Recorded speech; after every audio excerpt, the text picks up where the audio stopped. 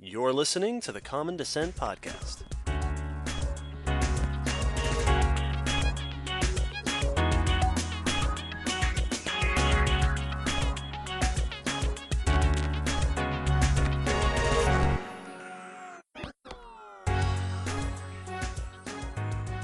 Hello, Will. Hello, David. Hello, listeners out there in Listenerland. Howdy. And welcome to episode 27 of the Common Descent Podcast. Woohoo! Today, we are talking about a topic that was requested by Michael on our blog. How about that? Woohoo. Thank you, Michael, for your suggestion. He asked if we could talk about domestication. Yes. The very fascinating sort of subset of evolution where humans take over. Artificial selection. Yes, taking over and turning wild creatures into pets or livestock or crops or whatever it is we want to turn them into. Into other. Yes, into miscellaneous. So we're going to talk about sort of what that is, how that process happens, the impacts, some of the history of domestication.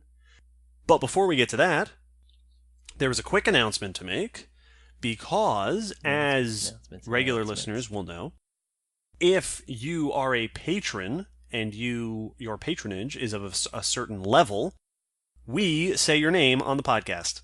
Yeah, we do. And today, the name we're saying is William Clayton. Hey, William, thank you for joining our Patreon. Welcome, William. Good name. I personally am quite fond of it. I know one or two cool folks named William. But as usual, before the topic and after the announcements, we've got all sorts of news to talk about. The news! Starting from our very own William right here in the studio, and by studio I mean Skype call spanning 1,000 miles. Take it away. Oh, thank you, David. My first news article is very, very recent, and I've seen it pop up a few places, but it is about a new species of dinosaur from China that has a particular display that makes it stand out. So this study is in Nature Communications by Dongyu Hu, and it is about a little, very small dinosaur, about duck-sized is how they described it, which makes it more adorable, I think, that was found in China. Feathered dinosaur that actually was so well preserved that they were able to identify some of the potential areas of coloration on the dinosaur. Yeah. And it had some very unique displays going on. Feathered dinosaurs are not a new thing that we've talked about here, but this one has something unique thus far. This is Kaiheng Juji, is how I would pronounce that name if forced to. Caiheng. Caiheng? All right. Yeah. I like that better. That's pinyin. This is, the name means in Mandarin, rainbow with big crest. And it's fitting because it does have a little bony crest on the nose where that part of the name comes. The rainbow has to do with the fact that from what they've been able to see in the remnants of the feathers, they had iridescent feathers on the neck, chest, and part of the tail, which are the same kind of reflective feathers that hummingbird throats have. Yeah. So there's like a wind chime effect where they're reflecting and refracting the light. They look kind of metallic. They're extremely bright. Usually multiple colored rainbow effect. Now, exactly what color they were displaying, we can't see. Yeah. But we do know that it was having, or the molecules that are left behind, which are called melanosomes, are very similar to a hummingbird's. They're long and flat and organized in these sheets, just like those on the feathers of a hummingbird neck. Very cool. Yeah. So this is cool for a lot of reasons. One, for one of the first times we've seen something directly like this, and it has a lot of implications for how it might have been using that display, that coloration on the chest and neck. Just like hummingbirds, it could have been for display and mating and communication between individuals. Mm-hmm.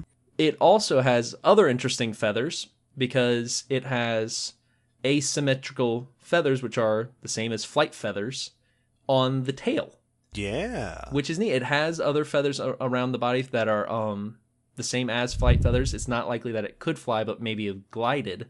Mm-hmm. But it has a tail setup that may have been supporting in some of that gliding, which is unique and weird.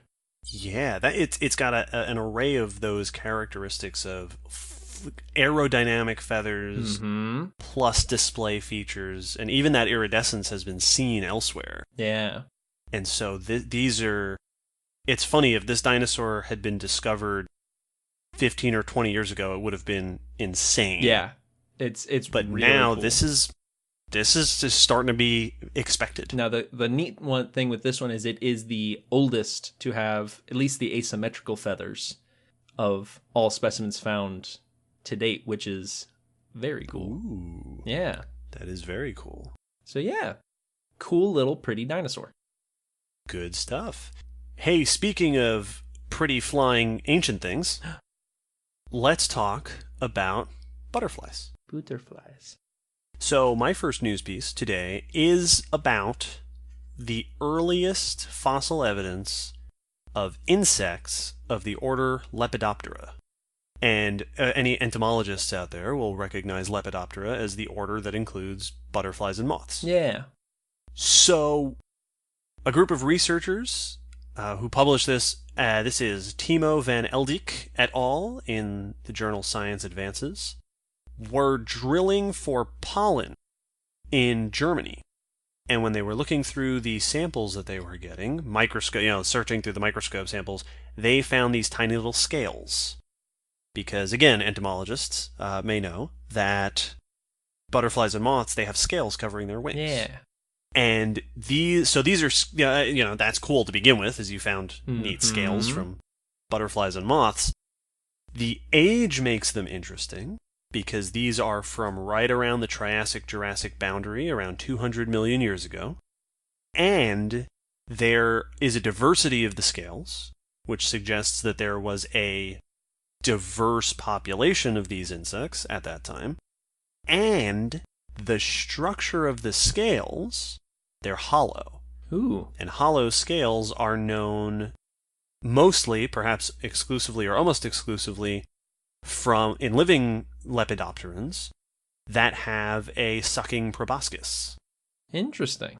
So the long nose that unfurls and they use to suck up pollen and stuff, or nectar and stuff. Mm-hmm. And this is interesting because researchers before this have presumed that the earliest butterflies and moths had mandibles. Yeah. Like, most insects, that's a common insect Absolutely. feature, is to have, jaw pieces. Yep. And it's a surprise to find sucking mouthparts in the late Triassic because there weren't flowers yet in the late Triassic. Yeah, we tend to forget that flowers weren't always a thing. Yes, they didn't radiate until the Cretaceous period. Mm-hmm. So here we have insects with sucking probosci, which today are used largely for pulling nectar out of flowers, 70 million years before flowers radiated. Yes. Which is very interesting because it tells us that this feature likely evolved for something different first. Mm-hmm. And these researchers suggested that it may have been as simple as pulling sugar droplets out of seed plants, out of the seeds of other plants that were around at the time. Yeah, that's really interesting. It's neat when you find out that a feature you assumed was designed for the purpose it's being used for may not have been, which opens up. I mean, it opens up a whole list of, okay, well, what else can you use a straw for? Like, how many different ways can you use this? And there definitely are options. It's butterflies aren't the only proboscis wielding insect. Yeah. There's even like the predatory assassin bug, uses it that way to extract nutrients from insects. But you now have to look at how could these early things be surviving, and that's really interesting. I'd love to see what we find out as we look at this more. Yes, that sort of question comes up with things like the dinosaur you just talked about. Yes. This is an animal that had colorful feathers and even aerodynamic feathers that probably wasn't flying. Yeah, and they pointed that out, that this supports the idea that feathers were used as a display before they were flight and in the evolutionary line of flying or of feathers. Very interesting. Yeah. Yeah, these folks, they found these by putting a drill through the ground, going down quite a bit under northern Germany's sediment landscape, and they found about 70 scales. Interesting. Which is a pretty good haul for a time period that we've never found butterfly or moth fossils from before. Yeah. Which is pretty cool. Micropaleontology, people. It's important. Yes. Remember that time we did a whole episode? Yeah.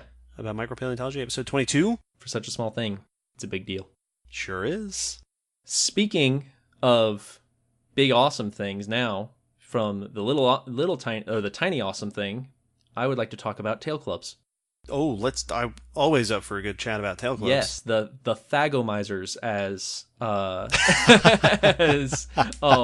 Farside has dubbed them.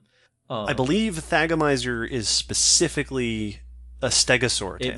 It was. Now you will hear the term thagomizer used. It is from a Farside comic, and it was named after the late Thag, who was killed by a stegosaurus. That was the joke. That's where thagomizer comes from. And it was a picture of a stegosaur on the wall. And it has become absorbed into the paleontology lexicon. Yes. We now use that phrase officially, yes, thagomizer, for the spiky tail of a stegosaur. Which is just fantastic. But they're not the only ones with tail weaponry. They are not. And that's what this study was looking at. Basically, a number of researchers asked the question, why do we no longer see animals with tail weaponry, with weaponized defensive tails? Mm-hmm. And you see that in the fossil record multiple times. Stegosaurs famously have them. Ankylosaurs, of course, have their giant clubs. The Glyptodons also wielded clubs and mace-style tails. Those were the big armadillo cousins from the Ice Age. Yeah, we mentioned those in our sloth episode. And even sauropods had these, they referred to them as flails. Basically, the tip of some of their tails were fused vertebrae that they could whip and have a concussive force at the end. Yeah, there are even turtles that have evolved spiky, thick tails. And so these all are very interesting, but we don't see this feature in almost any modern day group. And so what they did was look at these groups to see what they shared, what they had in common. Now, this was done by Victoria M. Arbor, and it was in the Proceedings of Royal Society B. And her research team looked at almost 300 extinct and extant groups and species, and using a series of features.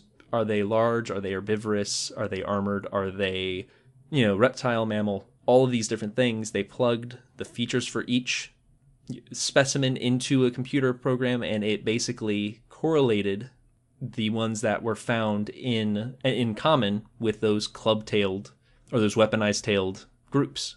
Interesting. So what features do the weapon-tailed animals consistently share? Effectively, it created a Venn diagram where it looked where all the animals are overlapping, and it was interesting because they were able to find trends in other animals. So it's an interesting technique in general, but they found 3 trends that these animals shared.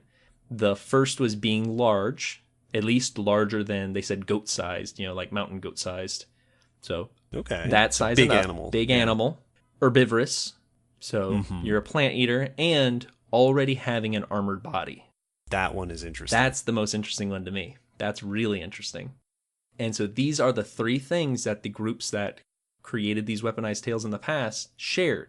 This is not to say that those trends will cause the creation of a weaponized tail, but weaponized tails always, so far that we found, came with these 3 trends in tow.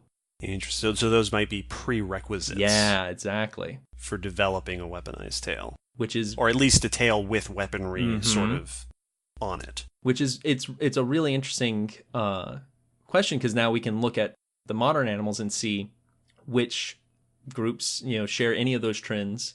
And there actually is, they mentioned that, there are animals with weaponized tails, but they're different.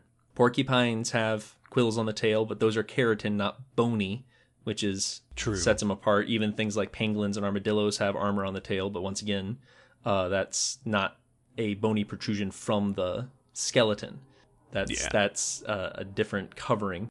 She said there was one, the giant girdled lizard, Smog giganteus, Yep. has bony protrusions from the tail that it uses to protect itself. I don't know if it uses it in an aggressive whipping way, but it definitely guards itself with very sharp spikes down the tail. Yeah, those are the armadillo lizards. Yeah. And so they're defensive. And they bite their tail and roll up. Yeah, they do. I don't know if they actually will smack you with their tail. Although a lot of lizards do. Yeah, they mention that there are animals that use their tail in a defensive way, but like monitor lizards, who that is one of their main defenses, have no attributes to the tail other than just being a tail that they whip you with. Like there's no armored. It's just a tail, and they use it in a similar fashion. So this is just an interesting look at a weird discrepancy between extinct and modern groups of animals and the way they defend themselves. Very interesting. Yeah. The first thing that this makes me think is that I now want to watch a bunch of alien/monster movies and see if they follow this rule. That's a good question. Are there fictional monsters out there that have tail spikes and tail clubs that don't follow these trends? Not because they'd necessarily be wrong, because there's only so many times this has evolved, but because it would be interesting. Yeah, I can think of a few that follow two of them, but typically miss the herbivore part. So yeah, that wouldn't surprise me. It's more interesting if your movie creature is able to eat someone. Absolutely. Very cool. Yeah. My second bit of news, our final bit of news, is a study that not published yet, but presented recently at the Society of Integrative and Comparative Biology. Ooh. And this is about prehistoric whale migration. Now, one of the interesting questions with ancient migration is, how do you tell if a creature has migrated when you only find it where it died? Yarp. You don't get to see them moving. One way that this has been done in the past, there was a study that we may even have talked about, of looking at mammals in Australia and studying the isotopes in their teeth. Yes. Because as they travel from environment to environment, the food they're picking up has a slightly different chemistry, and that's being recorded in the teeth. Mm-hmm. Well, you don't get that lucky with whales, but one thing that whales do carry around with them is barnacles. Yeah, barnacles. Barnacles. And there have been a handful of studies, at least two, including this one, that have found that you can look at whales, the barnacles on whales, and because barnacles are continuously growing and building to their shells, they are absorbing the chemistry of the surrounding ocean. Yes. And that can tell you, that chemistry is reflected by temperature and things like that. So if you look at the barnacles on modern-day gray or humpback whales, for example, which have been studied in this regard, you get a record of the barnacle moving through different patches of ocean, through different regions, as the whales migrate. Because whales go hundreds of kilometers, thousands of kilometers from breeding to feeding grounds. Global species. Yes. So Larry Taylor and colleagues wondered if you could do the same thing with ancient whales. Cool.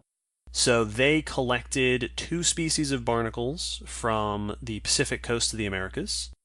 One of them is a species that today lives on humpback whales, and the other one lives on gray whales. These came from the Plio-Pleistocene, so we're looking at, 5 to 3, maybe 5 to 2 million years ago, in that range. And what they found was that they see a similar shift in the chemistry of the barnacle shells that you see on barnacles that ride on whales today. Interesting. which suggests that the ancient whales were making very similar migrations that we see in whales today up and down the Pacific. Yeah. In addition to being just a really cool proxy for studying an interesting question, this is preliminary. There's a lot more to do, and there's a lot more other pieces to add in before we can start really answering questions in a big way.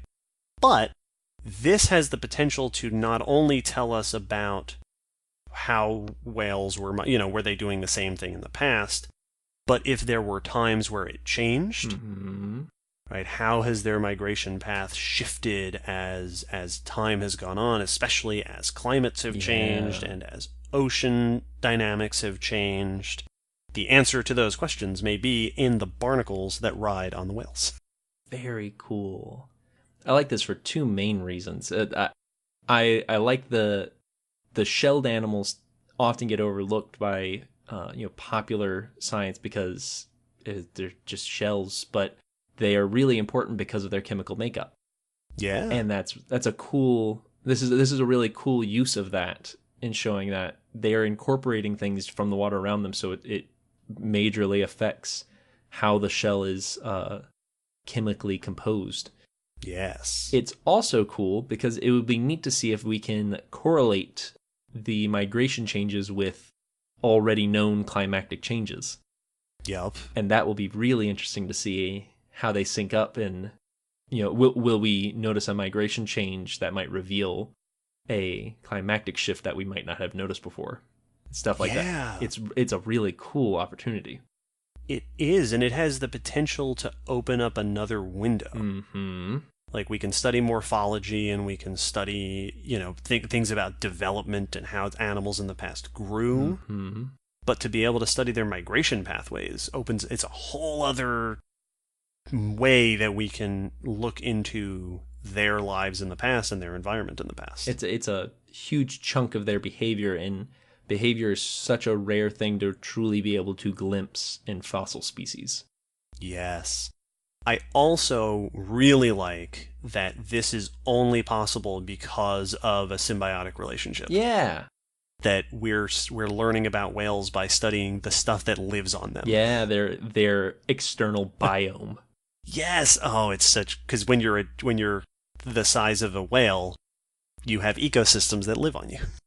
Like macroscopic ecosystems. Yeah, you carry a very small city around on your skin. Yes. Which is cool. Absolutely. So there's all sorts of cool news. Absolutely. Coming out. And with that, we move on to our feature presentation. Ba-ba-da. I won't finish that jingle because we'll get sued. Yeah, you gotta watch out for copyright. So, today's topic is domestication. Yeah. Let's start off, as is usually a good way to start, by defining what that word actually means. What is domestication? What is domestication? You would think that this would be an easy question. It's not. No. It's funny, actually, because if you go to look up domestication, you Google papers about domestication, just about every paper about domestication begins by saying, domestication is really hard to define. Here's the definition we're using. Yeah. Because it's one of those things, every time we try to come up with a definition, we find an exception. Yeah. But generally, domestication is the process by which one species takes over the care and reproduction of another species over numerous generations, which typically leads to changes that are beneficial, oftentimes for both species. Yeah. So, breeding a species as pets, as work species, we have taken over this species' trajectory. Yeah. And changed them in ways that are beneficial to us. This is not the same as taming. Nope. Taming is something you do to an individual animal. It's a behavioral adjustment. Yup. So you can tame, like an elephant. Yes. I have tamed this elephant. I have tamed this wild beast. It will now be my mount. But domestication happens over generations. It's an evolutionary process. Exactly. One of the big sort of central cruxes of domestication is the concept, which I don't think we've really talked about on the podcast, of artificial selection. Yeah, it's an interesting one. Yes. So, if you are familiar with evolution, you're familiar with natural selection. Absolutely. Right? Survival of the fittest. If you have traits that help you to survive better than your other species and individuals around you, you have more babies, you pass on your traits, and nature is sort of acting like a sieve for the best survival traits. If I'm faster than my neighbor, I get to the food first, which means I'm healthier, which means he dies when the famine comes and I don't. Yes, which means I attract all the ladies, and we have lots of little me's. Exactly. Artificial selection is when a species chooses for another species. Yes. This is something that humans do. Quite often. We say, okay, this is what I want this thing to be like. Yeah, or I really like this trait, so I'm going to focus on it. Yep, so if you want to race horses, all right, I'm going to get a bunch of horses, and I'm going to breed the fastest male. And I'm going to breed him until he has fast babies, and then I'm going to breed the fast babies, and we're going to keep we're going to keep copying the traits that we want until we have created a racehorse. Or I'm going to stop putting energy into the ones that aren't as good as the ones I like. You know, the slow horses, I'm going to stop feeding those, or I'm going to sell them to someone else because I don't need slow horses. Yes, exactly. We have chosen the path of the species' evolutionary trajectory. This is interesting for a whole lot of reasons. First of all, it happens way faster than natural selection because natural selection relies on partially random natural processes. Yes. Artificial selection, which means you can see artificial selection, and indeed the process of breeding, selective breeding, was one of the big clues that Darwin noticed. Yeah. That led to him coming up with his ideas of natural selection. Yeah. Another really interesting point is that we are not the only species that has domesticated things. Which is fascinating. Of course, we're the best at it by far. Yeah. We've domesticated tons of animals and tons of plants, but under most definitions of domestication, fungus-growing ants also count. Yeah, they do. So these are things like leafcutter ants who have fungus in their colonies, and they bring food to the fungus, and they feed it, and they remove pests from their little fungal gardens, and they tend to the gardens, and they basically take over how these fungi live and grow and reproduce in their colonies. Emphasized by the fact that the only place you can find that type of fungus is in that ant colony. Yes, much like the fact that there's no such thing as a wild cow. Yeah. In the sense of what you see in the farm. Yeah, you're not going to see a dairy cow roaming the fields of Africa. Yes, exactly. So domestication is very much a human thing to do, but it is not uniquely a human thing to do. Which makes it better. Oh yeah, there are very few things that are uniquely human things to do. It's true. It's true. And most of them have been done by insects. Yes. which is if that's not humbling, I don't know what is. Yeah. Well, it also means that we are not the first ones to do it, because fungus-growing ants have been doing it for a long, long time. Really long time. And they're really good at it. But for this episode, we're going to focus on the history and details of human domestication of other creatures. Yeah. Now, one of the really interesting things that comes up when you talk about domestication is the fact that there's not very many species that have been domesticated in relation to the amount of species that could have been domesticated. Like, we've domesticated a lot of plants and a lot of animals, but we haven't domesticated a whole lot more. Exactly. In fact, not only are there a whole lot of animals that have never been successfully domesticated, plants too, but a bunch of the domesticated things that we have succeeded with have been domesticated multiple times. Yeah. Right? Cattle and dogs, potentially, and a lot of crops were domesticated multiple times in different places by different people. Separately from each other. Which suggests that some species are just better for domestication. Prone to it. So that's our next question, which is, what makes a good domesticant? This sounds like a magazine article. Yes, this is the guide. Yes. So we're like an alien species. Which species what would make a good domesticant? Yeah, it would still be a magazine called Cosmo, but for a different reason. Yes, are you looking to take over an alien planet? Are you thinking of keeping some of them as pets? What makes the ideal domesticant? Well, these quick 10 tips. How many tips do I have? It's close to 10.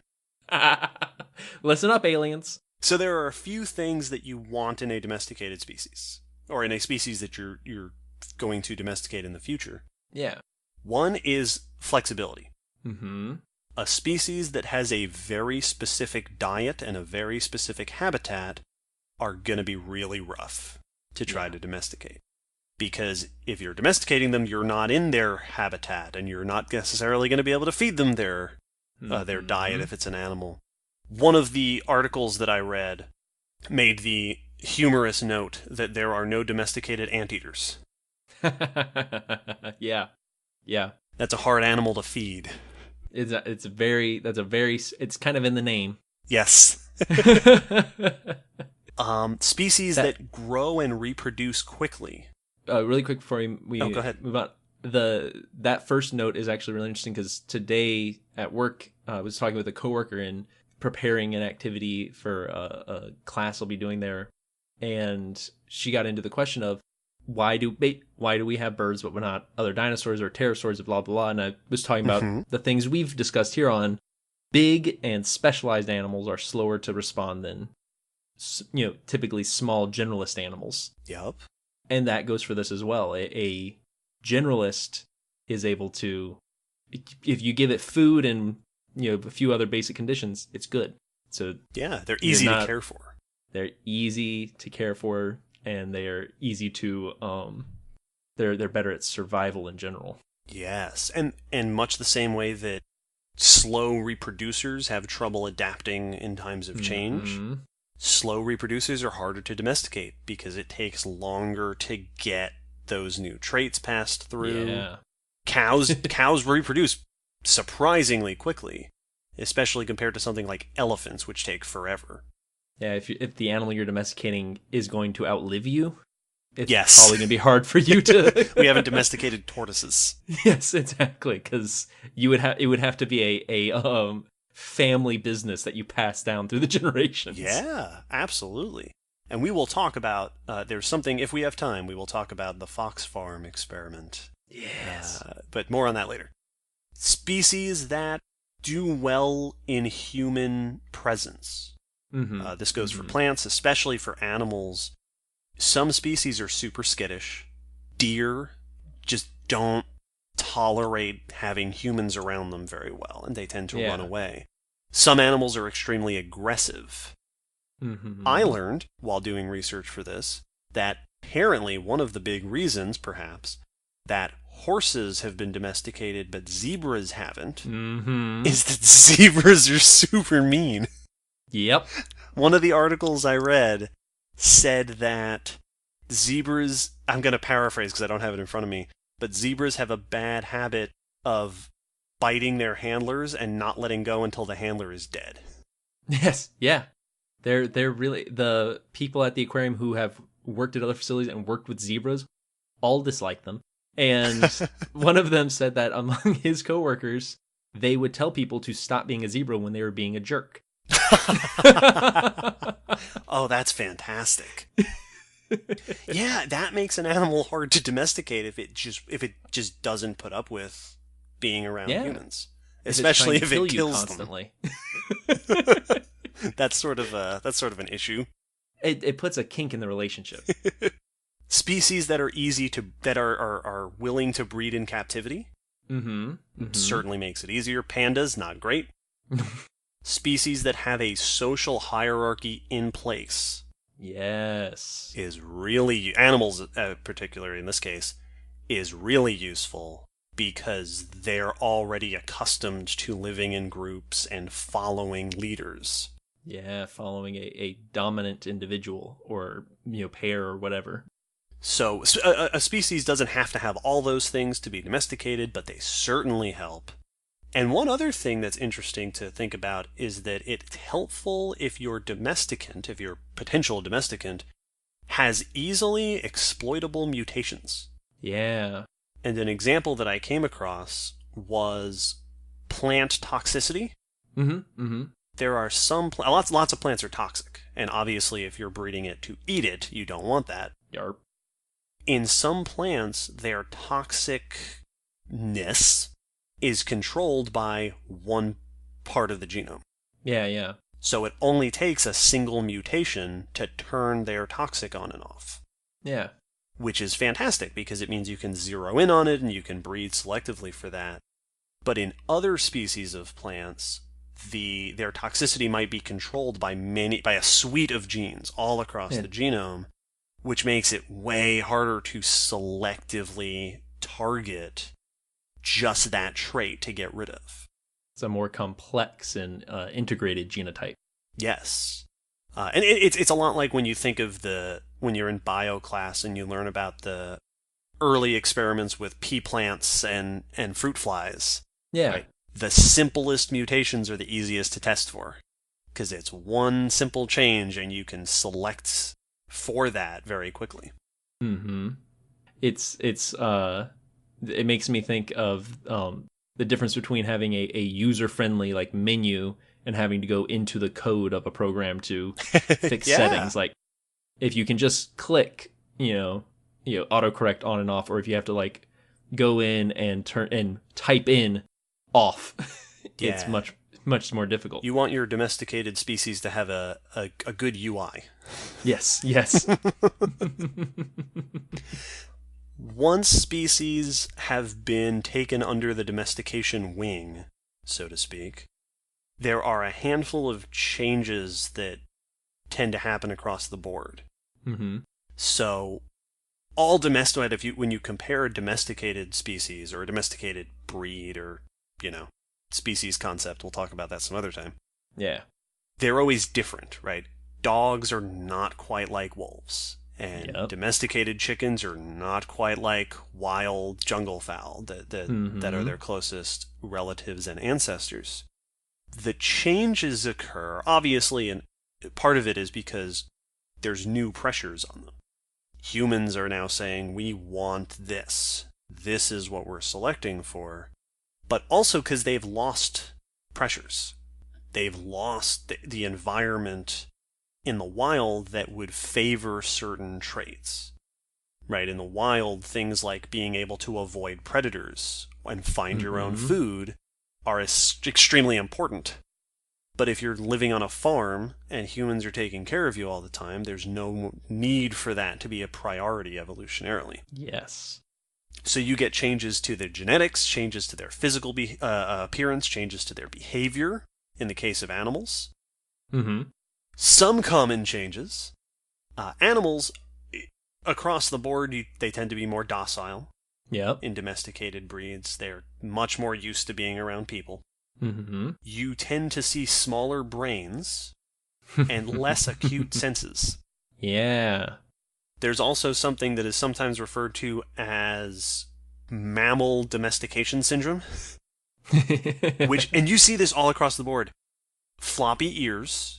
Yeah. Curly tails, and patchy coat colors. Yeah. Like of their fur.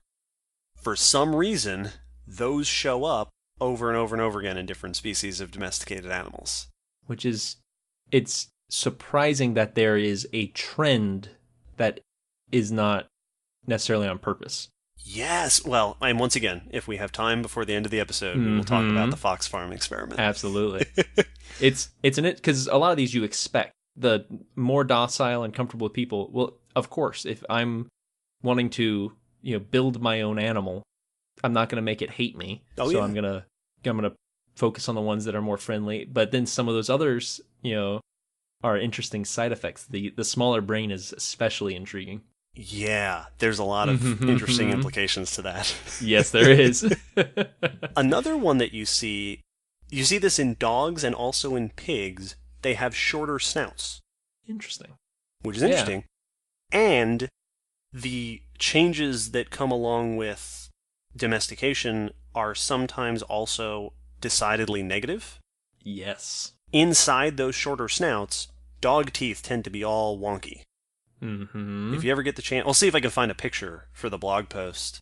Yeah. But if you ever get the chance to look at a dog skull, especially a little dog, like little pugs and stuff, their teeth are all smushed into that squishy face. Yeah, it is.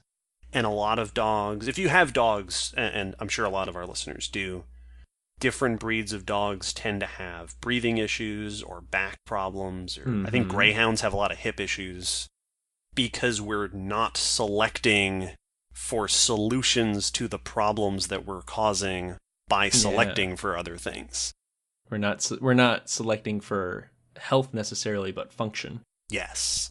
And it's the way I think of it is it's like trial runs for a product. Like if you are designing a product and you take time to do all the tests and trial runs and betas, you will end up with a really good solid product that is unlikely to fail, but it's going to take a while. If you rush production, you're going to get the product out faster, but there's going to be bugs.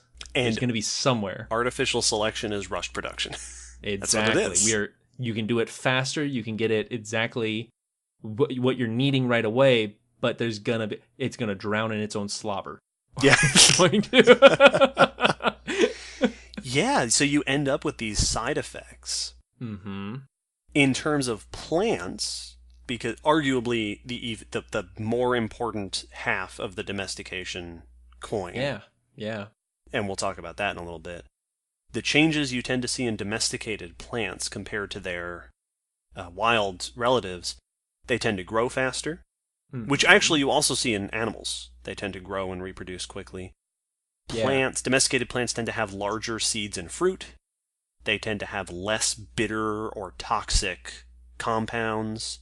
Makes sense. One of the most famous domesticated signs of plants is the way they disperse their seeds. So there is a feature in wheat and barley and other grasses where the way that the plants grow in the wild is they develop a whole bunch of seeds on top of the stalk, and then the seeds shatter. Yeah. And that sends seeds in all directions. A very simple mutation stops the seeds from shattering, which in the wild means that you don't disperse your seeds, which is bad. But if it's a crop, it means that all the seeds are collected up at the top in a nice, conveniently picked bundle. And so domesticated plants, you tend to see changes to their dispersal. It's now dependent on us. It's lazier. Yes. Very cool. And as with animals, plants a lot of domesticated plants cannot survive outside of human care. But on the flip side, one of the biggest and most fascinating side effects to me is that domesticated species, if evolutionary success is measured in how much you reproduce and spread around the world, domesticated species are some of the most successful species on the planet. They're winning. They've been spread everywhere. And if I can, I'll see if I can post the on the blog post that XKCD comic that compares biomass of different groups of animals. And it gives you a real sense of just how many cows there are. It's really, and it's, you can almost any of us can immediately verify this just by looking outside for a stray cat. Oh yeah, like they're everywhere. They're worse than raccoons in a lot of places. Yeah, they are. They're One of the most successful and terrible invasive species on the planet. Mm-hmm. We brought them everywhere. And they were grateful. So there's all sorts of side effects. Obviously, one of the big side effects for humans is that arguably without domestication, we wouldn't have society like we have it today. Yeah. Like, agriculture is entirely dependent on domestication. And so it has been argued, although this is, I think, contentious, by some people. Jared Diamond famously wrote a book that argues that the parts of human populations toward the end of the Pleistocene that first hit upon domestication are the cultures and languages that then went to take over the world. Interesting. The ones that got there first had that head start and then spread their culture and their society farther and wider than everybody else. Yeah, it drove them forward. Interesting. Yeah. A couple of other interesting notes. When we breed, we can get very specific. Mm-hmm. Dogs are an obvious example. We've bred dogs for a bajillion different reasons. My favorite example, and a lot of people's favorite example in the plant world, is wild cabbage. Mm-hmm. Mm-hmm. Because it's a phenomenal demonstration of the power of selective breeding. Depending on how you breed wild cabbage, depending on which part of the plant you're selecting for traits in, we have bred from that single species various forms of domesticated cabbage, broccoli, cauliflower, kale, Brussels sprouts, collard greens, kohlrabi, and shoot, I wrote kale twice, but there was something else in there. It's crazy. That's all the same plant. It's just the different ways we've bred that species. And I knew a few of those. I did not know broccoli and cauliflower on that list. That's ridiculous. Yep, they're flowers. They're the flowers of the plant. It's really, plants really, like, when you compare a weird dog to a wolf, it's like, that's weird. But with plants, when you see a wild banana or carrot or a wild counterpart to what we buy in the grocery store, it's almost alien looking. Like, absolutely, it's unrecognizable most of the times because for the most part, many people have never seen a wild carrot in person. Yeah, let alone a picture of it. That makes me think. A few years ago, there was a video that was going around by a couple of prominent anti-evolution folks. Yep. You know where I'm going with this. That one too. Absolutely. It was called Bananas, the Atheist's Nightmare. Dun, dun, dun. This was Ray Comfort and Kirk Cameron. And the argument they were making, obviously they were saying, all right, we're going to disprove evolution with a banana. And the argument they were making was, look at this banana. Everything about the banana is perfectly designed for humans. It's ergonomically designed. It fits right in your hand. It fits right in your mouth. It's super easy to take a bite out of it. Not only does it peel easily, but the peel has a little handle on the top so that you can. It's as though it were designed for humans to use. Seeds don't get in the way. There's no seeds in the way. And the point they were trying to make was that, look, there was a creator that created a banana for humans. But of course, as soon as this video went viral, people all over the internet with knowledge of bananas jumped in and said, hey, here's a picture of a wild banana. The reason that banana looks that way is because we designed it. Yep. And I think it's such a great demonstration of the power of domestication and artificial selection that, yeah, we've been breeding bananas for like 7,000 years. So you pick it up and you go, wow, this must have been designed. Yeah, it was.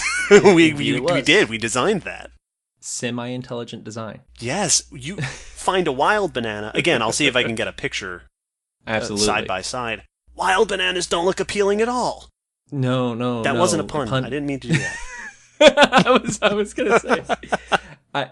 I saw a similar post. This was a not trying to make a point, but it was just like a little throwaway post on Facebook that was a whole bunch of cute videos of owners and their dogs. And it was just sweet. And the tagline said, "What did we ever do to deserve dogs?" To which I commented, bred them for thousands of years. Yeah. We made that. We bred them to love us. So That's what we did to deserve it. That's a lot of sweat and work put into this perfect companion. It's always really interesting to think about that most of the food you eat and most of the pets that the popular pets you can have are animals that didn't exist before we started breeding them. Yeah. Like, we invented the domesticated dog. And it's really easy to forget. And this happens with a lot of things that when we look at the world, but it's easy to forget that these things are artificial in the fact that they're human-made artificial. We brought them into existence, so you can't look at it normally like you would other things in nature. Yeah, it's got a tweaked history. Mm-hmm. The last dog that I lived with, my friend Ashley's dog, sometimes I would look at her, because this dog would come up and I'd say, sit, and she would sit immediately. Mm-hmm. And I would and she'd follow it around, and she'd be doing tricks and stuff, and I would go, what did we do to you? Yeah. This is incredible. It's incredible, and it's a little bit terrifying. It's if anyone's ever watched Cool Hand Luke, it's like the end of that where we have broken these animals. And we didn't do it through taming. We did it through generational... genetic engineering. Control, yes. That's what it is. It's the slow version of genetic engineering. I used to, before I had a dachshund and fell in love with one, I used to feel bad for tiny weird dogs because it's like, I'm very sorry that we did this to you and your backs and noses don't work and yeah. you weren't meant to exist. We made a mistake. But now I have one and he's fantastic and I can't judge him. Yeah, and also they're living their best life. Oh yeah. Like we used to joke about the dog at home, like she'd get sad when we would leave or something like that. And one day Ashley made the point, and I was like, oh, I wonder why she gets so sad. Like we always leave, we always come back. It seems like such a minor thing. Mm-hmm. And Ashley made the point that that's the worst thing that ever happens to this animal. Yes, exactly. And I was like, you know what? That puts things into perspective. This animal's got it pretty good. That's what it would go to its therapist about. They left again. It was like 8 hours this time. All right, more pet talk and after chat. Right, absolutely. So, that's domestication. That's what it is. Mm-hmm. Now, because of course we are interested in the history and the evolutionary trajectory of these things, let's talk about where it started and how it has progressed. How'd we do it? How did we do this? Who done this? Who did it? Who done it? We done it, actually. The big burst, sort of the birth of domestication, happens around 10 to 12,000 years ago. Mm-hmm. This is the time period where we see sort of the big jump that says we have now started to domesticate lots of stuff. This is right at the end of the Pleistocene, right as we're coming out of the last glacial period. Humans at this time are pretty advanced. We've got advanced tools, we're painting, we're sculpting. Yeah. We're burying our dead. These are not like super ancient humans. These are pretty modern humans. Yeah, pretty recognizable to what we see. Around that 10 to 12,000 year range is when you start to see the first livestock, the first crops. Mm-hmm. But that is not the very start of domestication. The very start of domestication does not start with a burst of domesticated animals. It starts with one. The first domesticated animals were dogs. Yep. By far. At least we can all agree it was man's first friend. Yes, our longest friend. Absolutely. It is difficult to tell when the first domesticated versions of different animals showed up. Yeah. Partially because, as with anything, it's a gradual shift. Mm-hmm. Also because, like I said, some domestications happen multiple times. Yep. The earliest fossil evidence for domesticated dogs is around 15,000 years ago.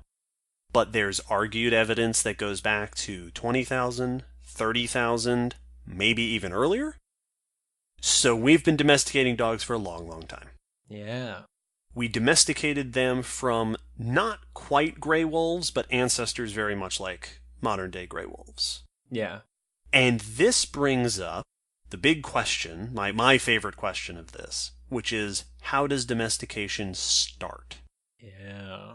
And if you read through domestication literature, you will find commonly, not always, but commonly, 3 pathways that are suggested to be the 3 ways that domestication might get started. Mm-hmm. These aren't set in stone. There's not only 3, but these are sort of the 3 big ones that I kept encountering, so we'll talk about these. Yeah. The first one, and the one that applies to dogs, is called the commensal pathway. The commensal pathway basically is that a species adapted to live alongside us before we started properly domesticating. Because remember, we didn't know we could domesticate things. The earliest domestications had to have happened by accident. There's just side note for everyone, if we remember to, we can put it on the blog post or not, but there's a Cracked video, part of their series of things that must have happened, and one of them is the first dog. And it's fantastic, where it's early humans and two couples meet up, and one of them has a dog now. The other are like, oh, a monster! Well, the commensal pathway for dogs suggests that, right, it would have started as just 2 species growing accustomed to being together.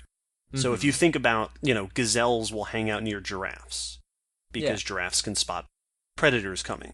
And it serves as a warning system. The birds that feed on the insects off of big mammals, right? Like you see them on water buffalo and rhinos and stuff. That the birds have adapted to pick the food off the big animals, and the big animals have adapted to put up with the birds being there. A lot of the times people suggest that our early relationship with dogs was a hunting relationship. Yeah. That we sort of adapted to cooperatively, pick up each other's food, follow each other while hunting, whatever it was that we were growing gradually closer and closer, because we were adapting naturally to each other. Yeah. This may sound far-fetched, but you can see stuff like this. Modern days, there are fishermen who have done this with dolphins. I believe it's in Asia, but it's these fishermen who fish on the beach with nets that they cast out. But if the fish go into deep water, it's too far out for the net. But at some point, dolphins realized, or fishermen realized, that by hunting near each other, the dolphin pushed the fish closer into the shore, making them easier to catch by the fishermen, and the fishermen, in gratitude, would throw fish back to the dolphins. Yeah. And the dolphins would also be able to catch fish avoiding the fishermen. And it's been going on for generations. Completely natural, symbiotic cooperation of hunters. Yep. They did not train each other, but they just are both working together. Happened. It was a natural process. And then once you have a close-knit relationship, humans can start... Because basically we start treating them as tools. Yeah. Right? We're expert tool users, and we start making more and more decisions about which ones we're okay with hanging out with us, what we want to get them to do, and then domestication begins. Another early animal that followed a commensal pathway that shows up by around 10 to 12,000 year pulse are cats. Yeah. Cats almost certainly began as pest control.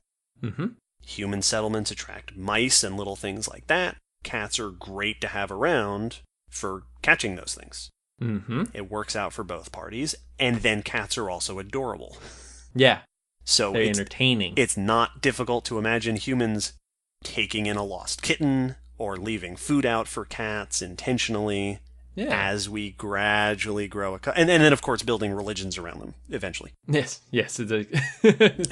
that lasts till today. Yeah, I was about to say that. I was about to say yes, and the cat sitting on my bed, right in the middle of it, sprawled out, taking up all the space, can attest to this. Luckily, we left those archaic traditions behind us long ago. Oh, do you need a glass? I'm sorry. Did I disturb you?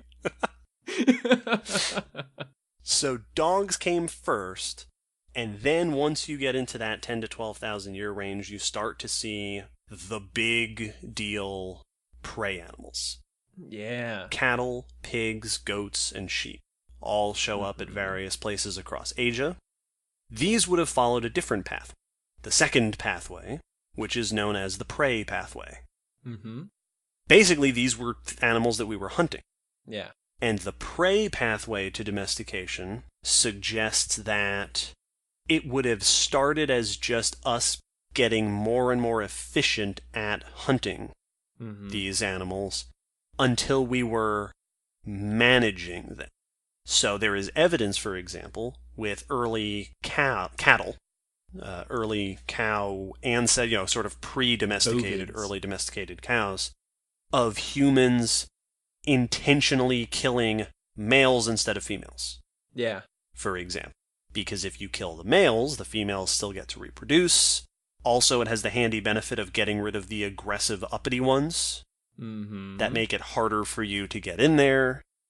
There's evidence for early on the way we started hunting them was putting pressures on the cows to develop smaller sizes, to develop more rapid growth rates, all while at the same time we skewed the male to female ratio. So these populations tended to be female dominant, which means we also threw off their hierarchy. So it starts as us managing. So, okay, what can we do to make sure that this is easier to hunt, readily available, and along the way we are accidentally selecting for the traits that will make them easier and easier to manage. Yeah. Until eventually we got them in a fence and we're Exactly intentionally making these decisions. That's what I was saying. It's not a very big leap of logic to see from going from there to corralling. Yes. You know what? If we can just keep them from leaving this area of the valley, they've got plenty of grass, and we can just come in and kill one every now and then. Yeah. To eventually, let's get them back home. Yeah. That's not a difficult procession that you could follow. Especially if you've got dogs that are, I don't know when herding dogs started, but I imagine they started pretty early on. And herding dogs still are one of the most impressive forms of domestication. Like, this is a dog that you can communicate to via whistles or other, signals to do complex crowd organization and control. Like, it's not just simple, go chase them now. It is bring them closer, spread them out, split them up. It's ridiculous. Yeah, that's the benefit of having been in this relationship for 30,000 years. Yeah. It's like pollinators. It's gotten very intricate and complex. Absolutely. Not every animal falls into either the prey or the commensal pathway. Pigs, for example, could easily have been a little bit of both. Right? They're scavengers, but they're also food. Yeah, exactly. You can think of more recent animals like, mice and rats. Domesticated mice and rats could easily have started out as commensal. Pigeons, right? And these are animals that adapted to live in human habitats, and then we took over. Things like that. Yeah. I mean, it makes sense. There's a whole group of animals that have specialized to thrive in our modern world that we've created in our cities and our towns. Yeah. So, I mean, it makes sense. It's, if I'm a guy in a city way back when, and I keep seeing these pigeons that are everywhere, and I finally go, you know what? I'm going to catch one, see what I can learn about it. Absolutely. It's super easy. All I have to do is put some breadcrumbs on my windowsill, and, they're already not scared of me. Absolutely. And then it's a step from there to going, I'm going to put a note on it. The other thing that happens at around the same time, right, we're in that 10,000 year range, back in the beginnings, is plant domestication takes off in a big way. Like we said, arguably the most important of domestication events. In the Fertile Crescent, we see the appearance of what are called the founder crops. Yeah. The 8 founder crops are flax, barley, lentil, peas, chickpeas, bitter vetch, emmer wheat, and einkorn wheat. Einkorn wheat, by the way, is the same thing as finkel wheat. Wouldn't you know it? Finkelink. Finkel, and einkorn. That was a joke. There's no such thing as finkel wheat. Finkel, einhorn. Finkel and einkorn. These are called the founder crops because these essentially kickstart agriculture. This is what turned us from nomads to civilizations. Yes, one of the biggest shifts in human history was how we could make cities founded on domestication. It seems like such a simple thing because we see farming as such a mundane part of human existence, but it is what took us from one stage of existence on the planet to very quickly to what we are now. Yeah. Absolutely. We see those crops show up in the Fertile Crescent over in Eurasia. Not too long after that, there also early crops show up in the Americas. Maize, Mm-hmm. squash, potatoes, things like that. The path to plant domestication was probably a whole lot like the prey pathway, where it was Yeah. just us harvesting and getting better and better at harvesting, bringing plants home and dropping and dispersing their seeds around, and then, we're selecting for plants that might not otherwise be surviving. They keep growing around our house. Replanting from your groceries. Yup. I've got a potato, so I'm going to grow some potatoes. You know, it's and that's something that is interesting because that could have happened completely by accident. Of we found potatoes, came home, ate said potatoes. Someone was messy, Yup. and then potatoes started growing in the garbage heap. Yep. Or in the dung pile. Yep. And now, if we can just do that, Yeah. I don't have to leave Well, home as often. we only picked the ones that had the seeds in a convenient little bundle, and now there's a bunch of Yep. those growing out of the dung pile. Yep. Awesome. Which is really interesting. So the Pleistocene ends, we've got dogs and cats and livestock and crops. And then as the millennia go on, and we get, 8,000, 7,000, 6,000, 5,000 years ago, we start to see the appearance of a third pathway to domestication. This is known as the directed pathway. And the directed pathway is extremely straightforward. The directed pathway starts when a bunch of humans look at a species and go, be really cool if we domesticated that. I want one. I want one. Yeah. The domesticated pathway is basically we've been doing it for thousands of years. We figured out what we're doing. Well, and it's also that interesting thing of now we know it's possible. Yes. It probably happened multiple times, for the most part by accident, or by convenience, Yep. or happenstance. And now we've gone, well, I've got a dog, a cow, and corn. I want that horse. Absolutely. And what we start to see at these slightly later times is new species, but also what's called secondary product breeding or domestication. Yeah. Basically, we looked at cows and went, hey, you know what else we could breed these for? Yeah. Making milk. Or doing work. Breeding dogs for doing work. Yeah, labor animals. It also meant that we could look at animals in the world around us and come up with ideas for what to breed them for. Which is really interesting. So around this time, right, we're looking at like by 6,000 years or so, we have at least begun to domesticate horses, donkeys, and camels as work animals. Yeah. There's records of trial and error, too. I believe there are records of people at least thinking about domesticating zebras and then giving up after a while. Yeah. Because it just doesn't take. Absolutely. And you'll hear stories about that, especially with like eccentric, rich people. I know there have been things in like Rome during the Colosseum time where they were getting all sorts of exotic animals and just kind of messing around and seeing what they could do with them and finding some worked and others didn't. Yeah. Back around that 5,000 year time period, we see a few others, just some fun ones. Chickens have been domesticated by 5,000 or 4,000 years ago. Definitely the most important domesticated birds. By far. Over in the Andes in South America, guinea pigs are domesticated by around 5,000 years ago. For food, they're used as a food source, also as part of the local culture. Interesting. And speaking of animals that are part of the local culture, we start to see the first breeds of cat by 3,000 or 4,000 years ago in Egypt.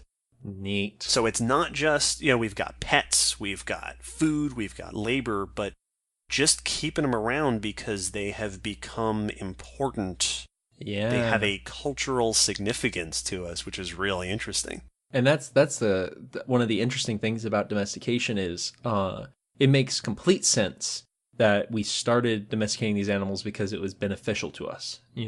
If I'm a hardworking nomad who's having to literally kill to survive, I don't I'm already having to take care of my kids. I don't want another animal that is just loafing around my house. Yeah. But now that we have built civilization Yep. and we have crops, the dog was always cute. Yeah, I'm okay with it just being cute. Yeah. The other thing, and this is my favorite entry on the list. There's actually two entries. By around 5,000 years ago, humans had domesticated honeybees and silkworms. Yep. That's what I thought they were going to be. We domesticated insects. How cool is that? So bizarre that we were even able to. And they're domesticated for weird stuff. Yeah. We domesticated honeybees to make things for... Like, both of them make stuff for us. Yes. You are going to make my sweetener, and you are going to make my clothes. You're going to make the stuff that I make fabric out of. It's which once again, we're getting to such, and nowadays these things have all been established for so long, but that's such an abstract concept. It's the conversation that lots of people jokingly have, but it's when you come across a weird food item, there's always the person who eventually asks, who was the first person to look at a clam Yep. and go, oh, I mean, I don't know about you guys, but I'm going to eat it. I'll eat it. I'll put that in my mouth. What was it? What's his name from the old commercial? Like Jimmy or Timmy. Give it to Timmy. He eats anything. That was also a joke in the Three Ninjas. Yeah, He'll eat anything. yeah. I won't eat dog poop. But it's these are the same thing of like, it makes sense that we desired the honey from the bees, but like, who looked at a silkworm and went, I could sew from that? Well, and it would have started as collecting these things. Exactly. We found they were already Going doing and it. harvesting. But then there are ancient Mediterranean archaeological sites that I think 4,000 or 5,000 years ago with artificial beehives. 5,000 years ago. That's insane. Now, as time went on, as we get closer and closer to the present, the number of domesticated species skyrockets. Yeah. Because we figured out what we can do. We're constantly coming up with new purposes for them. By around 2,000 years ago, we've got ducks and pigeons and turkeys. Reindeer are one of the few large animals that were domesticated recently. Most of the big ones happened early, and then it's been small since then. We've domesticated lots of marine species. Yeah. Fish and all sorts of things, especially when we're hunting them for food. We have pets. Nowadays, we breed things specifically for, like, there is no purpose to a lot of dog breeds other than just to look cute. Yeah, it's when you start getting into it's like alternative skins for a character, like especially with reptiles, you have scaleless snakes and or like hypoallergenic cats and stuff. I mean, it's we're making the animals ergonomic and aesthetically pleasing now. Yep. We've also domesticated a whole lot more plants. We've done all bunch. One of the most interesting things that we've domesticated species for is research. Yes. Fruit flies. Yeah. There are research strains of fruit flies, of lab mice and lab rats. We have come up with a bajillion different reasons to have plants and animals basically working for us. Yeah. We have mastered the ability to shape the evolution of wild species into what we want. And that's before we ever figured out genetics. Yeah, exactly. Like nowadays GMOs, genetically modified organisms, are a hot topic issue, but we've been messing with the DNA of animals the natural way of just letting them mate with each other. Oh yeah, for thousands of years. Almost every plant or animal we eat is a GMO. Yes. It just took a long time to modify it. But that's what we're doing. We're modifying their genetic trajectory. Exactly, and it's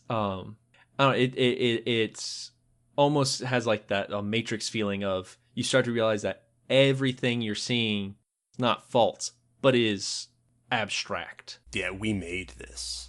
This is all through the lens of human, and all of these things at one point had a wild, form that was sometimes completely unrecognizable from what it is now. Yeah, and that's another thing that goes into the study of domestication is the question of when exactly did certain species become domesticated, what exactly were their ancestors, can get really complicated, especially like cows. Cows were domesticated multiple times in multiple places, and then as our culture grew, the different breeds of cows interbred. Yeah. So their genetics are a huge mess. And trying to pinpoint where exactly did this start is tough. And morphologically, right, the skeleton, those shifts are gradual. Well, and it's like nowadays we talk about dogs and we compare mutts to purebreds, but all dogs are mutts because we've been going, hey, I like the way that Dalmatian's shaped and the way this dog's shaped. I'm going to make them breed together. And eventually you get a new breed that people will call a purebred version of that. Yes. Whatever. But it's just a mixture of other weird shapes of dog. Yeah. It's just a really weird looking wolf. Yeah, it's a whole poor wolf. And then there's the point to be made real quick. We don't have time for this, but this idea that not all animals and plants are equally domesticated. Yeah. And the classic comparison is dogs and cats. Yes. Cats are all practically still wild. Yeah. If I put my cat outside, she would probably do fine. Yeah, I won't do absolutely. that because it's terrible for the environment. All cats should be indoor cats. Everybody, PSA. But this is why we have way more of a feral cat problem than a feral dog problem. A lot of dogs have been bred so much that they are no longer like a lot of dogs wouldn't make it. Yeah, out of your the little wild. Shih Tzu is not gonna, form a pack Yes. and start hunting down, squirrels. Whereas cats still retain a lot of the features and behaviors of their wild ancestors. And exactly what determines that difference is a big question. And that we don't have time to talk about. Yeah, you can see it in their proportions and all Absolutely. interesting things like that. Another quick, interesting side note when it comes to domestication is, and we mentioned this at the beginning, the difference between domestication and taming, but there are groups of animals that have been tamed but not domesticated. Elephants. Oh, yeah. In India have been a part of the human culture there for generations, for centuries. People have been riding elephants for to help them do heavy lifting and to travel. Yeah. Hannibal used them as war machines. Yep. But we've never bred them. They were never domesticated. So it's you get a really interesting thing of, we have worked with wild dolphins to help us in search and rescue, but we haven't domesticated them. So it's you get a really interesting spectrum. It's a very gradual and gray comparison between domesticated and wild, but tameable and all that stuff. And trainable, which is even more interesting. You can train an elephant, you can train a dolphin, but they're still, you haven't taken over their genetic trajectory like you do in domestication. Anyone who's worked at a zoo or an aquarium, and it's one of my favorite things to talk about at my job, but it's amazing what animals you can train. We train sharks. Oh yeah, you guys train crocs and gators. Alligators and crocodiles are actually fantastic at it when they're in the mood. Yep. Our alligator snapping turtle is trained. Sweet. And he's better at it than the alligators. He is a troop. He's a trooper. He just comes right over for feeding. And it's fascinating, but very few of these animals that were just mentioned have ever successfully or even been attempted to be domesticated. Yes. Now, real quick, because I kept bringing it up, and I would feel remiss to not bring this up in an episode about domestication. Yes, absolutely. The fox farm experiment. It's so interesting. In Russia, there was... We got this bird all the way from Russia. There was a researcher... I'm on my road to Infinity War. I got it's all in my head. Yep, it's all fresh. There was a researcher who famously took to breeding foxes. So he got in contact with a bunch of he got hold of a bunch of these foxes from fox farms. Foxes are kept for their fur and such.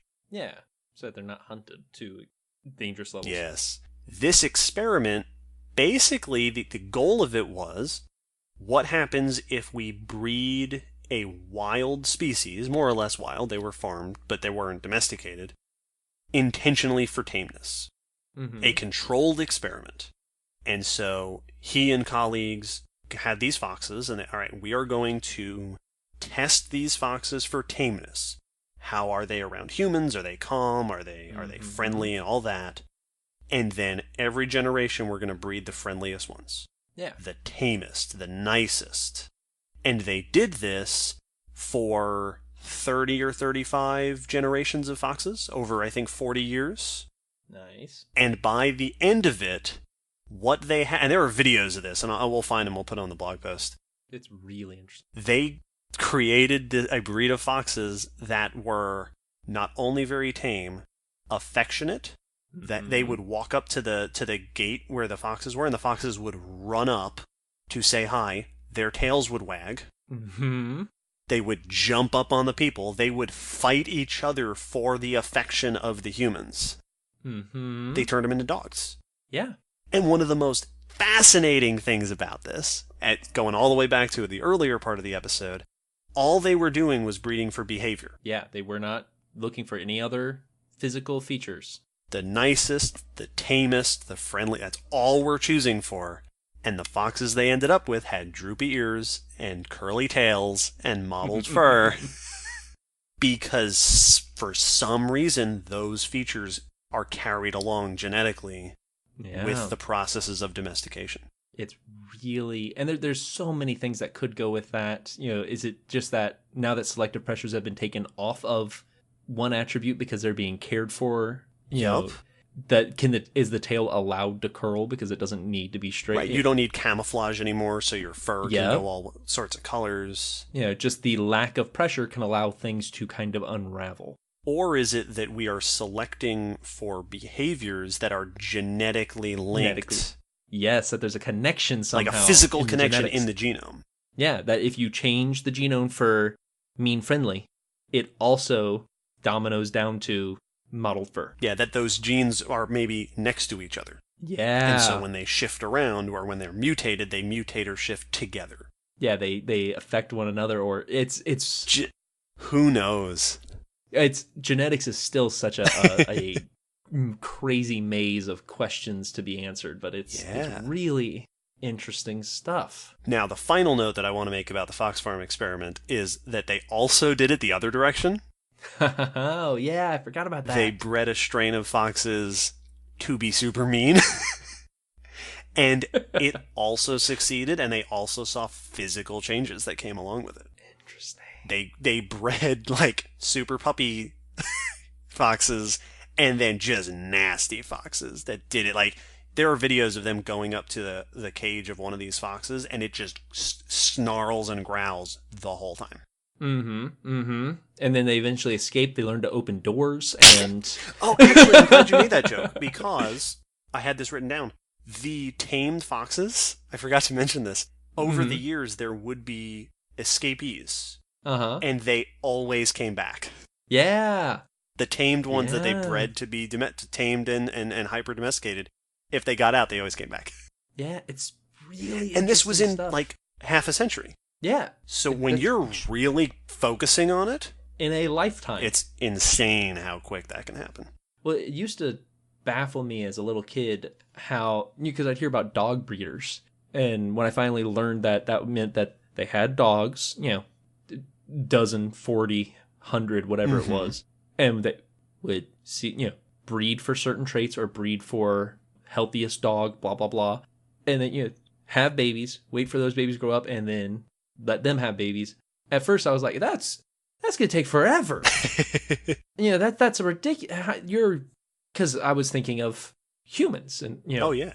I was thinking of the fact that that takes decades for us to get to that point. But as we mentioned, fast reproducing animals, yeah, it's going to take you still a chunk of your life.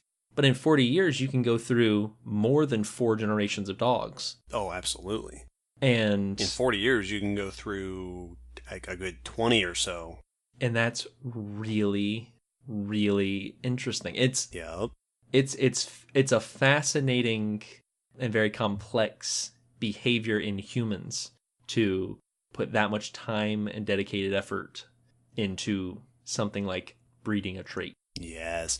And it's fun for me to play the game of thinking of wild animals that are super bad for domestication. Yeah, absolutely. Rattlesnakes are the one that comes to mind.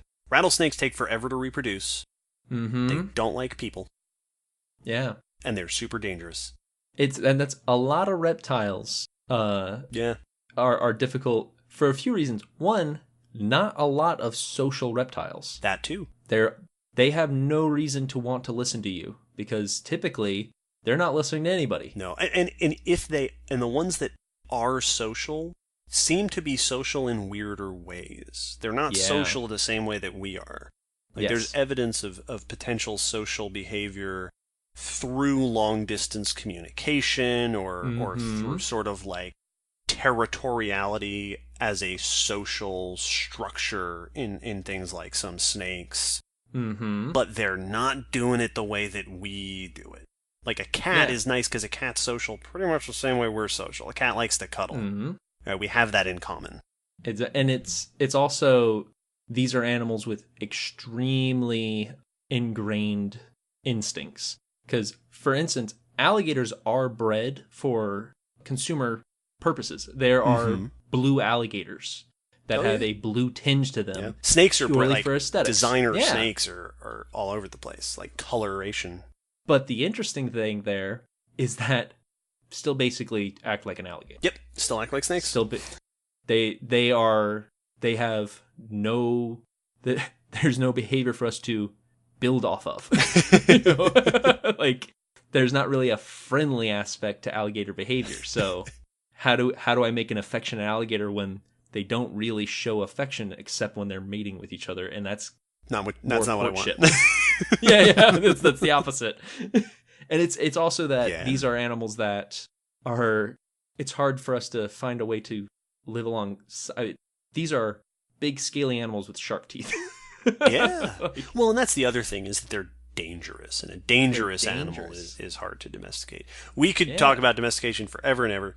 It's a fascinating topic. I was super happy to see this as a suggestion. Sometimes we get suggestions and I read them and I go, oh, that's interesting. That's an interesting suggestion. Every now and then we get a suggestion and I say, yes. Yep. I was hoping somebody would say this one. Yep. This was one of those. Thank you, Michael, for making this suggestion. It is much appreciated. We have had a lot of fun talking about it. It's, and we say this all the time, but there's so much that could be unpacked here, because it's, each case of it has its own nuances, which is really neat. Yep. And, dear listeners, if you would like to hear us unpack it more, any particular aspect of this, or if there's any other subject you would like to hear us do, let us know. We've got a long list of requests, but we're constantly working through it. It's always getting smaller because we're working through it, and then you folks keep suggesting new things, which is great. Yep. As always, this is the Common Descent Podcast. We release new episodes every fortnight, so catch up with us in February. Next episode, by the way, is going to be a very special episode. Yes, it is. And in the meantime, you can find us on our social media. You can follow us on Patreon, like our new friend William has followed us on Patreon, along with so many others. And we love to hear from you. And we love that you keep listening. And we love your requests. And we love you. Thanks, everybody. Thank you for joining us. I'm trying to think if there's like a fun sign-off thing, like, get in touch with us and tell us about your favorite domesticated animal, like the ones in your house. I will definitely make a post like that on Facebook and Twitter. Absolutely. I'm going to post pictures of my domesticated animals. We will give you all excuses to post pictures of your pets. I will get a picture from home. Yes. Anyway, we will see you all next time on Common Descent. They have to be domesticated. If you post a picture of a wild animal that lives in your house, it doesn't count. That doesn't count, and we will also call the police. Yes. I'm pretty sure that badger is forfeit from this. Bye. See you, everyone.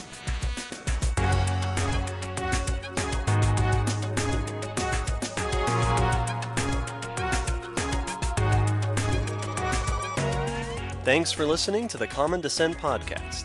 For more from us, you can follow us on the Common Descent Podcast Twitter account, Facebook page, or on our WordPress blog where we post additional cool stuff for each episode. The song you're hearing is called On the Origin of Species by Protodome.